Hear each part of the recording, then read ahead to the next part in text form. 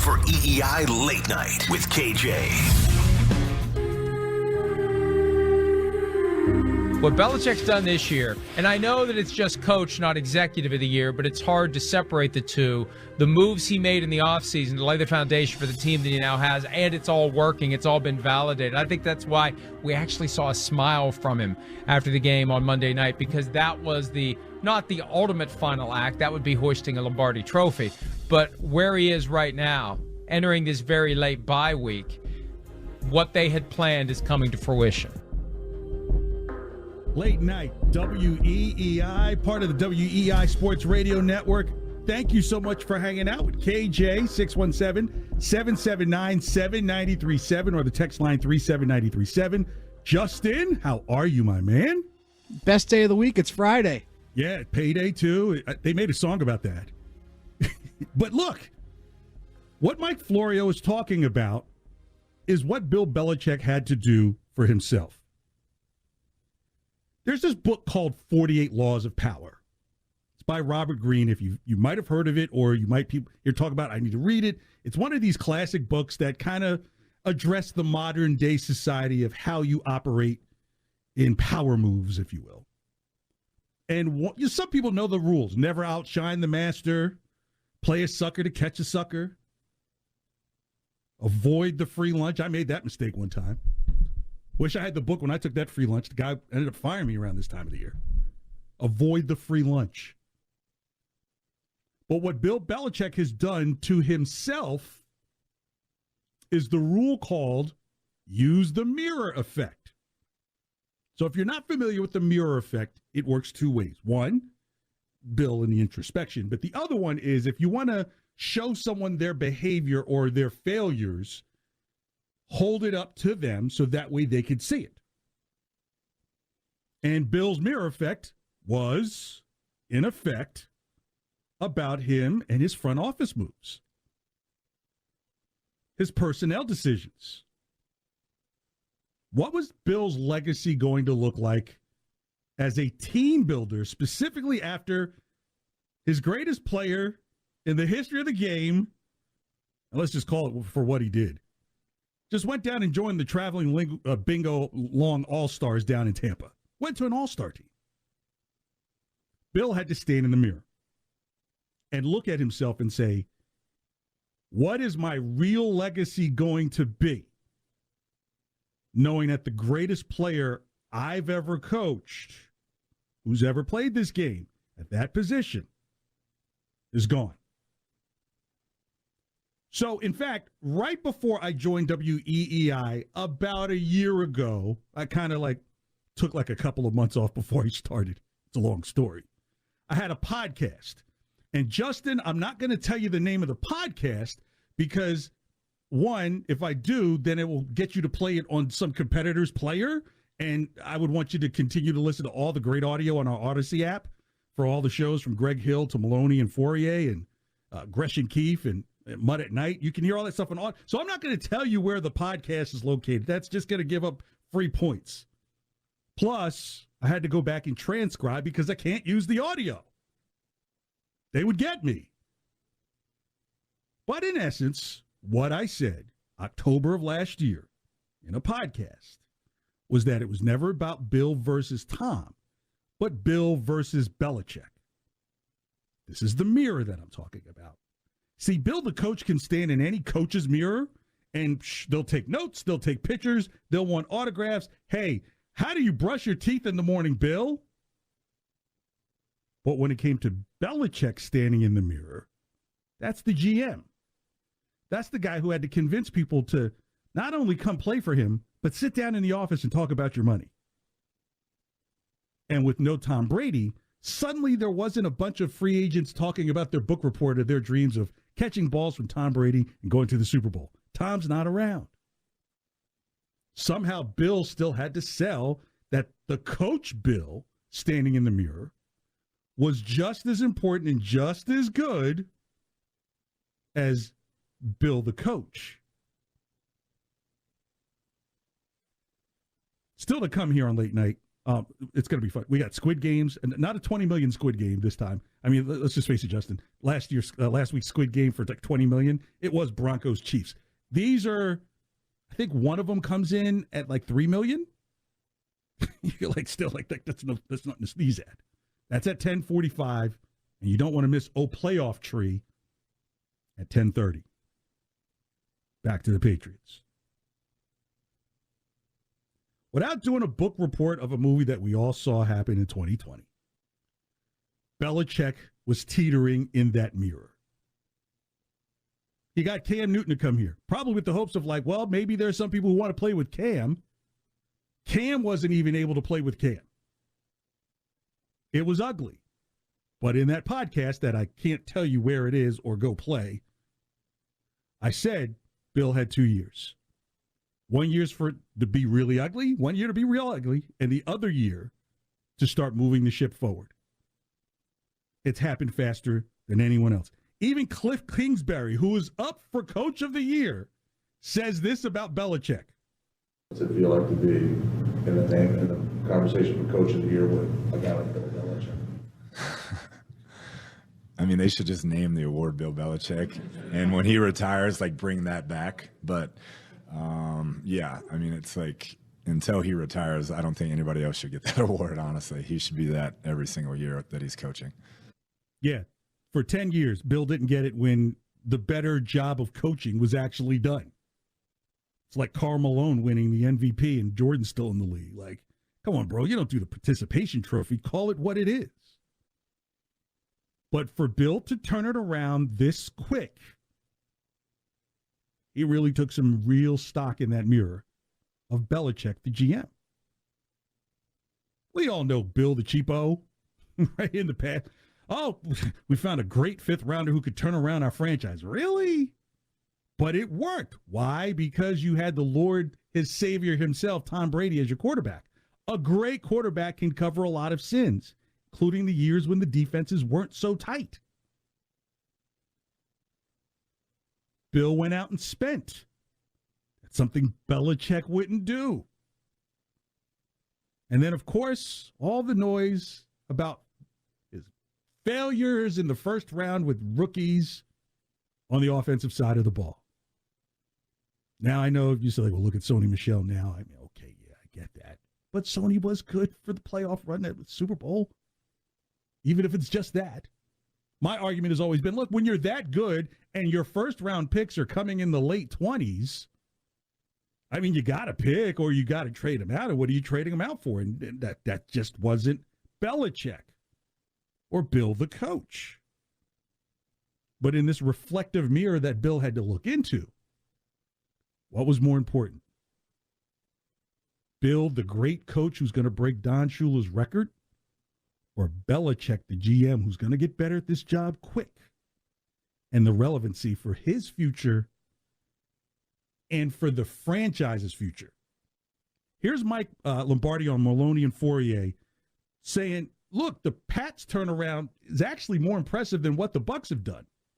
Mike, I have a dual role here at EEI, so I wrote a column this morning for the website in which I said what Bill Belichick has done rebuilding the Patriots this year is more impressive than Tom Brady's Tampa title run. And I've gotten mixed reviews on the story. Christian Fourier told me I stated the obvious, and a lot of other people told me I'm an idiot and he has to finish the job and win a Super Bowl. What are your thoughts on this sort of 2-year window here where a year ago everybody anointed Brady as the winner and Brady as the answer to Brady versus Belichick, and now Belichick has responded with a rebuild? Well, I think he's put the team in, as I've often said about Bill, he's always about sustainability. And I think now you have a team where the cap's going to go up to $220 million or something next year. And you've got some older players that probably won't be back. That this team has got a foundation that's going to be really good for years to come because the quarterback's really good and he's only going to get better. He's only going to get better, and he fits exactly what they want. So, they're going to be able to compete at the highest level every single year because they got the best coach. They're going to have they have the best offensive coordinator. They've got a really good defensive staff. So I think they're in really good shape. I don't think this has ever been about Belichick and Brady, even though the media wants to make it out that way. This is really about what's best for the Patriots. It's what's best for the name on the front. That's what Belichick had to decide. Bill, he's already been decided. I mean, coach of the year. At some point, they may do some type of survey internally and ask, should we change the name of the Lombardi Trophy just to update with our current modern-day fans? Eventually, all that analog film, someone eats it up or a moth gets hold of it and suddenly you can't play it. I know NFL Films does a hell of a job keeping film safe, but, it's film. At least you can see Belichick winning stuff on DVD and that stuff. If you remember, DVDs are supposed to last 100 years minimum if you keep them clean and tucked away. That's what they told you at Best Buy when you used to buy them. 617-779-7937 or the text line 37937. Are you more impressed with Belichick the GM now after all that had been said about him in the past, about all of his bad picks and look at this bust and they were a bust, and I mean N'Keal Harry is supposed to still be busting, I guess, because he's current, so ing means it's still going on. He's like busting. It reminds me of the days of when Beyonce was younger and single. True story. I kind of know some of these people, right? And they would always say, oh, yeah, she's cute, but... And you know what happens? An older wise man come and marries the girl. Not those young guys who think they can always do these fancy things and try and... No, it still ended up being a classic man who knows how to talk to a girl and pick up a phone and call them or write a 4-page letter if he has to. That's Belichick. He knew that his strength is defense, and look at the picks. Mac Jones first, Christian Barmore second, then he takes Ramondre Stevens fourth. So literally, two major pieces of this season right now, well, let's call Barmore a very important piece, are on the offensive end, and nobody's screaming, Bill, what are you doing? See, Belichick knew as long as he had Tom Brady, even lockdown defenses, it didn't have to be the worst thing. It wasn't the worst thing in the world. So what? You remember the 2018-19 season? Chucking up the ball just to try to keep up 34, 32, 37, 31 games. Driving people crazy like, where's the defense? They're like, oh, they're just resting for the playoffs. But what Bill has done this season is it may be more impressive than what we've seen of him so far. Why? Because there's no Tom next to him to do it. And how fast it's been turned around. And so now, if you thought 7 weeks ago that there was a 10% chance on the Pats and the Bucks in the Super Bowl, remember, going into the opening game, the Pats dropped down to plus 3,500 to win the Super Bowl. Now, think about how those odds suddenly drop when you're looking at it now. Here's ESPN's Louis Riddick on the idea of a Pats-Bucks Super Bowl. Louis, are you buying a Patriots-Bucks Super Bowl? Yeah, I could see it. I could definitely see it. And it's because, look, I think, again, both of these teams they're built the right way. The Tampa Bay Buccaneers, their offensive line and defensive lines are two of the strongest in the NFL. Look, they have a lot of continuity on the O-line. They have big, strong, powerful backs. Leonard Fournette has really started to blossom as an all-around back. And we saw what the offensive line could do last year in crunch time when they needed them the most and how the running game could take over. On defense, look, Vita Vea, JPP, William Golston, Ndamukong Suh, Shaq Barrett, Joe Tryon, those guys, look, that's as good of a front four or with some kind of rotation of a front four as there is in the NFL. So I think they have what it takes along with New England, and we already know how they're built. Green Bay for sure. Green Bay's not just about Aaron Rodgers throwing the ball to Devontae Adams. You see what their running game is like. You see the physicality that they can play with, which, again, is going to be a common theme for me as we move on down here through the stretch. Yeah, the Bucs are just nothing but the bingo long traveling all-stars. Sometimes the way you get beat is when you have a solid team. 617-779-7937 or the text line 37937. Jim is in the car. Man, thank you so much for calling WEEI Late Night. Go ahead, man. So thanks for taking the call. last year, a lot of people were blasting Belichick with the bad year with Cam Newton as a GM. They were just saying he was making all the right decisions because he didn't draft any Pro Bowl players. But this year, I think it shows that Bill not only has it as a great coach, but he is a great GM and has been. The picks, all the picks this year, Stevenson and Barmore and Mac Jones. So everything's set up this year.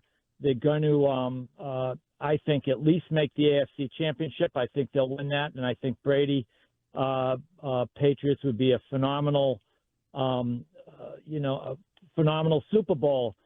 But I will say this: Vrabel made an interesting comment the other day when they asked him. He said it's not about Vrabel versus Belichick when they were playing the Titans. He said it's about the teams.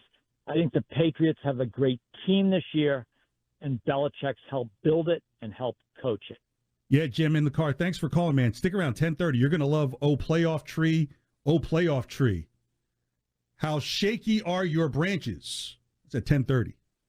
Jim may be on to something. Remember earlier I mentioned this podcast that I cannot play for you, and I had to go back and transcribe it? Oh, my God, it was saying some horrible things. Here's why it's going to be so fast, why you're starting to hear some of the niceties come from Tom and from Bill about Bill and Tom. See, Bill was always in the shadow of Parcells until he broke free from the Jets. When Parcells pretty much said, well, the job is yours, he's just kind of like, no, I kind of want my own job. What I also mentioned was Tom was in the shadows of Drew Henson when he's at Michigan. I can't remember. Lloyd Carr was his coach at the time, was just totally hamstrung by playing Drew Henson. And Tom was just kind of that background guy, but he had something. And almost, and the world isn't perfect, but almost in a perfect timing of sorts, that when Tom comes out of college and Bill is now into his second year of coaching a team, he understands what Tom may have to go through being in the shadows of Drew Bledsoe coming into the league. And so they understood what it meant to be second fiddle. Even Belichick went through that in Cleveland, where how successful are you going to be when the coach doesn't, when the owner doesn't believe in, I don't know, the team, the city, and its leadership? They're gone. So Belichick was prepared for this moment, even though the moment comes from Cleveland to now, 25 years later. Tom learned from that. That's why Tom decides to go to the Bucs instead of the Cowboys. Because Tom could have easily gone to the Cowboys and Dak Prescott, because remember, they were ready to dangle him off to anywhere if something better came along. But Tom knew that he could go to Florida, live tax-free. Him and the wife can go tanning as much as they want. You know, the law's a little bit lax. Guerrero can kind of hang out. It's what people do in retirement, you know, but Tom's not retired. It's just like, I'm going to be like, I mean, I hate to use the Pete Rose analogy, but one of these guys that are going to be playing beyond their years and playing at a high level. And there's a respect for both of them. But as Jim in the car was just saying, Belichick got in that mirror and said, I've got to show that I could really, really do the GM thing, because in the past it was like, hey, I can go get a Junior Seau. I can go get a Darrelle Revis. I can go get a Randy Moss. Well, all of them knew that either if you were on defense, the offense would score, and if they were on offense, that they were going to score. How do you do it when Cam Newton, really like the last train to Clarksville, is your quarterback, and you have an aging defense at last year? And to be able to turn it around this year this fast, I can't think of any other sports scenario where this has happened, especially in football where it's hardest to do. 617-779-7937 or the text line 37937. It's KJ Late Night here on WEEI.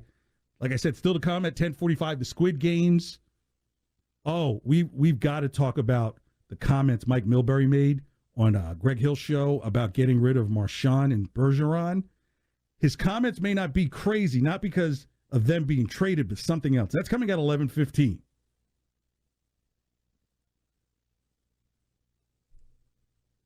talked about Bill and the franchise in terms of what he's picked up in free agency. Can we talk more about Matthew Judon possibly being Defensive Player of the Year? Here's Kyle Van Noy. Hey, Judon, man, I knew he could rush. I feel like some people didn't really pay enough attention to him for some reason in Baltimore. What I like I'll about tell you it, why they didn't. Why do you think that is? He didn't play as much. Yeah. If you go back and see how much he played in Baltimore, they rotate their edge rushers a lot. Yeah. You as especially pass rushing, you need to get in a rhythm. It's like a pitcher. Well, I'll give you an example. Last night, going against the rookie Spencer Long, I was started on the stab progression, and he knocked me down. So I was like, all right. Later on in the game, I flashed it and faked him. It was the one where Josh Allen scrambled out with the penalty flag, but I should have sacked him. I remember. It was just like that. If I didn't get those reps earlier in the game, I wouldn't have been able to do that. Somebody like Judon can really set things up the way you just talked about setting things up. The one thing I was surprised about is that dude, he gets carte blanche to run the hoop at 9-10 yards, doesn't he? No comment, bro. See, fun. The team is having fun. Look, when Tom went away, Bill could have eaten up last year, then probably started try and make his way or make himself available, do the Urban Meyer, I'm sick pass, like, oh, I'm burnt out. And then show back up a year later at some team that's completely stacked. No, Bill Belichick stood in that mirror and said, I still have something to prove as a GM. And when you look what he's done with Matthew Judon and bringing Kyle Van Noy back from Miami because he was in flux, but you knew he wanted to be back here. Kendrick Bourne has been a nice addition. Hunter Henry provided a nice security blanket for Mac Jones as Mac was starting to turn that curve earlier in the season. My goodness. Still to come, we'll hear from Bill Belichick and his thoughts of Monday night's game and how that bodes moving forward. Not looking too far ahead with the Bills. Plus, we'll hear from Mac Jones as well here on Late Night WEEI. Thank you so much for hanging out. 617-779-7937 or the text line 37937. Got room for you to take your calls Friday night. But right now, Justin, let's trend, baby. For nearly 30 years, the home of the Boston sports fan. Now here's what's trending on WEEI. All right, here's what's trending on WEEI and WEEI.com. The Celtics, they're in Phoenix for a date with the Suns tonight.